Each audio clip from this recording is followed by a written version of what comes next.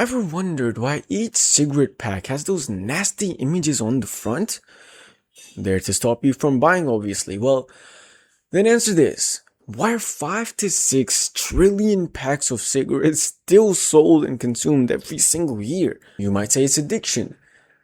Consider this. Is anyone actually born with a smoking addiction? No. Then what does it come down to? Does it come down to marketing, peer pressure, stress? Sit down. Let's talk about this. Let's understand this. Got all the data right here. Let's start with why people even smoke at all. It's one of two things. Either good marketing or peer pressure. And let me tell you why it isn't stress. See, good marketing leverages hundreds of thousands of years of human psychology. So does peer pressure in a way. But there's nothing in your DNA that tells you when you're stressed, go smoke tobacco. You aren't born with smoking as your way out for stress. You develop it. But why? See, all these ginormous brands like Pall Mall, Camel, L&M, Winston, they want money, but there's a very, very big problem. Doctors ridicule smoking, so do governments, they ban it, so do schools, so do your parents, so does everyone around you. How do they still sell though?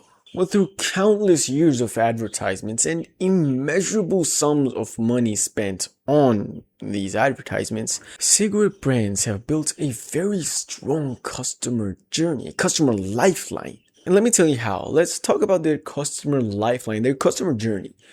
When a child is very, very young, they're very impressionable. They want to stand out. They want to be the center of attention. They want to be cool. And that is when these cigarette brands hit. Tying cigarettes with figures these children want to look up to, want to be like. Tied with peer pressure, this crumbles children. Not even just children, even, teens, young adults. Affects everyone. Most of the time, cigarettes are sold as a way to fit in or a way to be like everyone you see around you. Even if you think it is for stress relief, you'd see people around you saying it's great for stress relief, all that shit. And once you take your first hit, honestly, after that, it's just a matter of keeping supply solid because it's very high in nicotine. It's addictive. The customer loyalty is infused in the product itself. And this is what makes something so small, something so ridiculed, something so damaging to your health be one of the most bought and used items ever.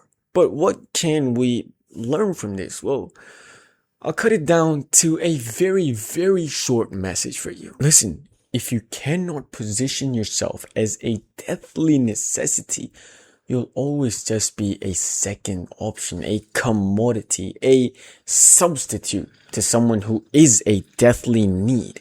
But the confusing thing is, to be a dire necessity, you actually have to care about your customers wholeheartedly. You have to genuinely provide them solutions to their problems affectionately. But how do you do it profitably?